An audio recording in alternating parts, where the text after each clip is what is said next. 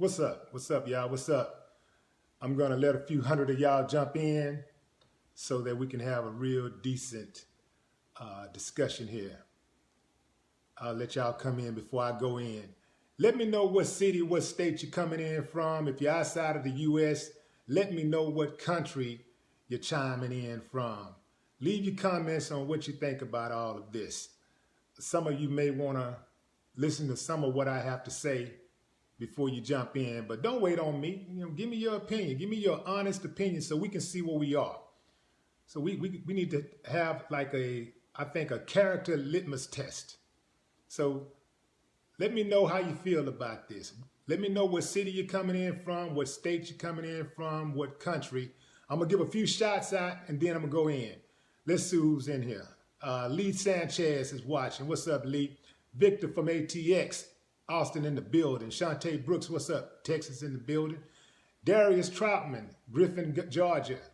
Frederick Viney, Dallas in the building. What's up, D-Town? Congratulations on the playoff win. Terry Willis, Chattanooga in the building. Niles Effort, Chi-Town checking in. James Jones, Decatur, Georgia. Mariana, Arkansas. Darrell. What's up, David Neely? Coming in from Indianapolis. Naptown in the building. A.C. Scott, Fort Pierce, Florida. Dion Bird, Lawrenceville, Georgia. Gerald King, what up? Kenyatta Walker, Meridian, Mississippi. Spring Hill, Louisiana in the building. What's up, Thomas Rodriguez? I see you, Drew Patterson. Peterson, my fault. Saginaw, Michigan. Had fun out there once. Kerry Hope, Lexington, Kentucky. What's up, Kentucky? Fabian Lewis, Little Rock, Arkansas checking in. Fayetteville, Arkansas checking in. Arkansas rolling deep tonight. Orlando Gardner, what up? What up, David Neely? Damon Ride. Yeah. Von Vito. Nickel for Life. Russell Faison. What's up? What's up, Michigan in the building? All right, y'all, I don't want to bore people with these shout-outs because I know a lot of people just want to hear what I got to say because I'm going to tell you something, just to be honest, I was not going to touch this. I've, in the past, had, a cool relationship with R. Kelly. I'm going to go on record and let you know right off the bat. And like a lot of people, I kind of looked the other way. I didn't want to really believe that, my man was involved in such shenanigans. But I touch on everything. I've never been one to really shy away from issues. And normally I address the hard stuff. And this is one of the hard ones. People have been asking me to chime in on this since since it's come back to the forefront. Every few years, the R. Kelly thing come back up. And here we are again. So unless you've been living under a rock, to use a worn out cliche, you've probably heard about the Lifetime documentary, Surviving R. Kelly. The allegations levied against him run the gamut. Everything from sexual assault to domestic abuse, rape, sex trafficking, you name it. They're levying the allegations against R. Kelly. Now, I was, again, skeptical about speaking on this because, like a lot of people who have addressed this situation and wasn't 100% firm, saying that, hey, I'm totally against this guy. When you look at some of the situations, like the parents putting their children in harm's way, knowing R. Kelly's reputation. When you look at some of the women who was of age, who went to the house and time again, or R. Kelly was touring and they were doing whatever they were doing, and they were still at the house and they came and went freely. A lot of people ain't buying the idea that they wanted some type of spell, mind control, like R. Kelly had it like that. They're thinking, you know, how could any reasonable person allow this man to control them like that? Allow him to tell them when they can use the restroom, when they can eat, make them use the restroom. Well, actually, not even restroom, but make them use a bucket to relieve themselves. How could any person allow something like that to happen? This guy's a celebrity. Just call the cops and it's over, right? Then you have people say that, you know, well, what about the idea that Kelly was acquitted on those charges from back in the day, even though a lot of people believe that that was R. Kelly in that video. People saying, well, he was acquitted. And, you know, the girl was 14, 15, you know, he's fast. I mean, she was fast. There's a lot of fast girls out there that's 14, 15. Why aren't girls held to the same standard as boys when they're 14, 15? A 14, 15-year-old boy, especially a black boy, don't get the same type of consideration when it comes to naivety. He has to pay for whatever he does. If he kills somebody, if he has sex with an underage person, whatever, he's got to pay for that no matter what. But somehow the women get a pass on this and people are screaming double standards, right? So I thought about it. I'm like, why are black women in particular so obsessed with bringing R. Kelly down? There are some black women who support him, but many more are very, very dead set on taking R. Kelly out. I mean, I quite honestly have never seen them that angry at any white person before who has violated the black community. I didn't see that same type of anger from them from Darren Scott, Officer Darren Wilson, who killed Michael Brown. They didn't have that same type of venom for George Zimmerman. They didn't have that same type of venom for Donald Trump. And I'm thinking, like, why are they so angry at R. Kelly? Why R. Kelly out of all people? Why take R. Kelly down? Why do they want him? There's so many other evil, wicked men have been out there and have brought harm to the black community. And I'm thinking this because I know historically, black women, no matter what some of you dudes might think, have always had black men's back. They've always had our back. Historically, because they know what we go through in this country. They know what black people go through, but specifically black men go through in this country. Black women have been abused, and we can go back and forth about who's been the most abused. But you know, black women have had our backs. Oftentimes it was black women who was left alone to raise us when our daddies walked out on us. So why do they want R. Kelly head on the guillotine so bad? And I concluded, and let me say this too. I had agreed to go on a news program, and I reconsidered. I talked to one of my goddaughters, and she said, I don't think that's a good idea. You know, she said that nothing good could come from it. And I thought about what she said. And I said, you know what? You're right, because how I feel about it, I know I'm an honest person, and I'm going to speak candidly about how I feel. And if I say that, I don't have the 10 minutes to 15 minutes, or however long this video is going to be, to explain to you guys my position or why I'm saying certain things. I'm going to have one segment, maybe two segments at the max on that news program. And between me and the other guest and the host, I'll probably speak about 2 minutes maximum. And there's no way possible I'm going to be able to explain myself.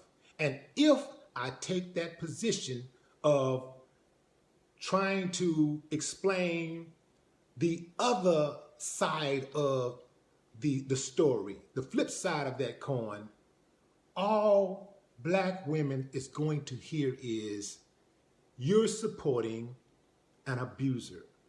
All they're going to hear, if they don't hear complete condemnation from me and other black men, other men, period, all they hear is, you are supporting a child molester. That's what they're going to hear. Now, right or wrong, whether that's unfair or not, ain't really for us to judge. We got to think about how our women feel. Not how we feel. We got to get out of our feelings. We got to get out of our feelings. I'm going to tell you why. I'm going to tell you why it's so important to listen to them. Because women are the mother of civilization. Black women specifically are the mother of civilization. If our women are hurting, then hurt people hurt people. Even a woman with the best intentions is going to miss something in raising her offspring. She is going to miss something because she is hurting.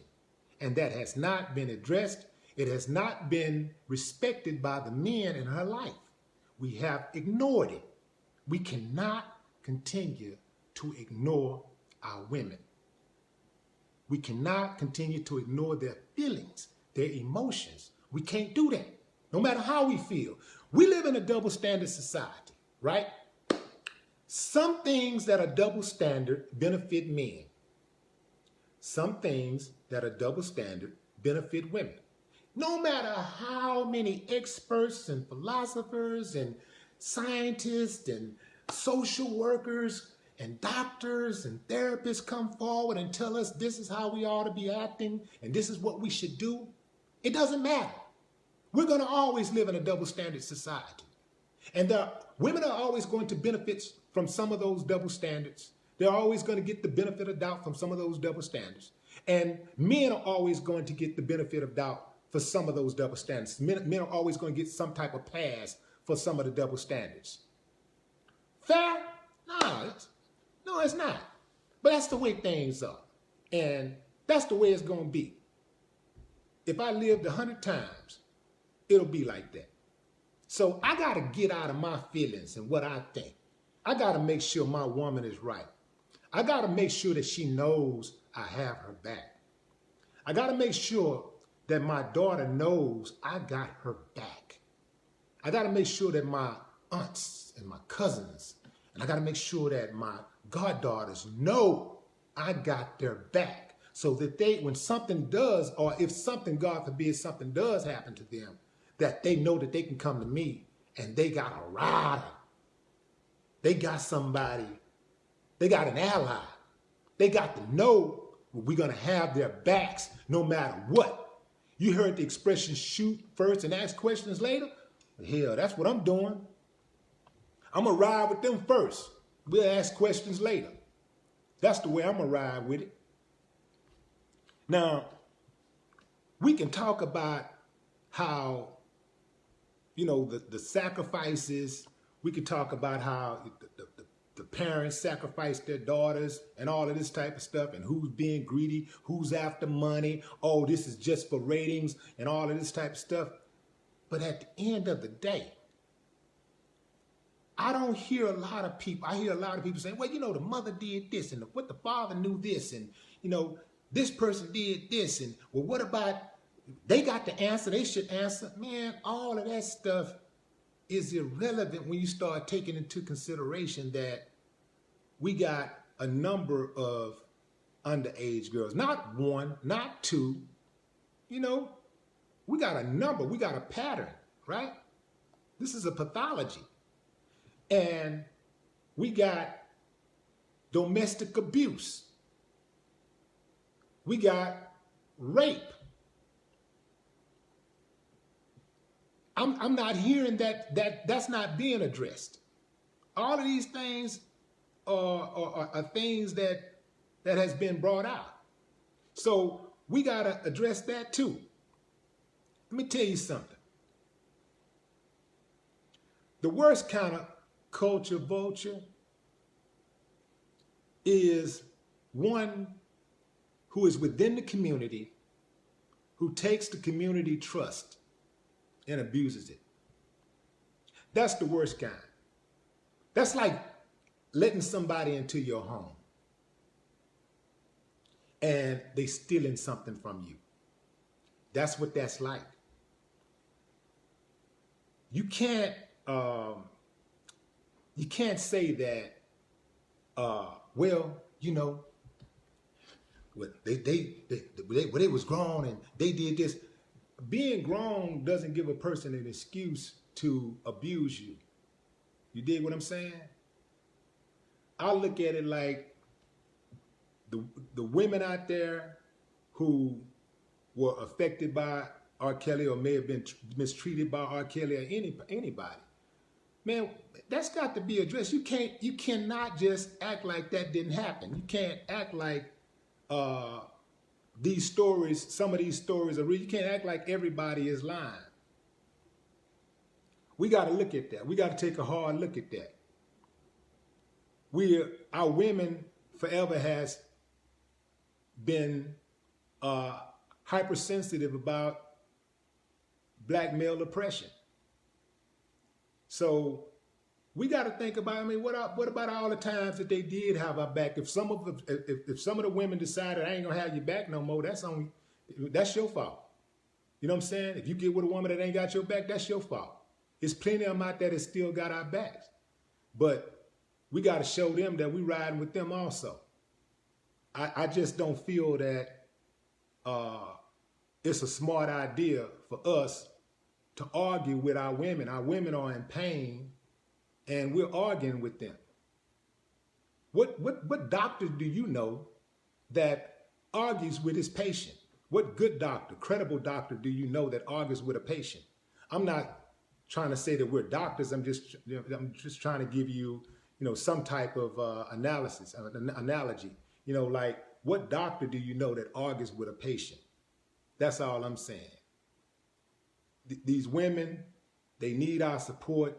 We can't continue to give predators in our communities a pass. No kind of predators, whether sexual predators, even the killers.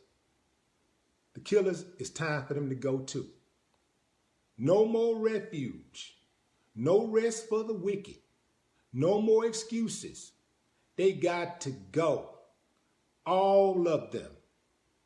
Cousin, brother, friend, whatever. They got to go. Y'all want the neighborhood to be better? Everybody keep talking about, improving the neighborhood and stopping the police from riding on the neighborhood and treating people bad. It's gonna start with us. You want that? We're gonna all have to make some sacrifices. And that's the way I see it, man. You can't harm black women or collaborate with abusers of black women and girls and abuse black women and girls yourself and claim to love them. You can't do that. No more talk.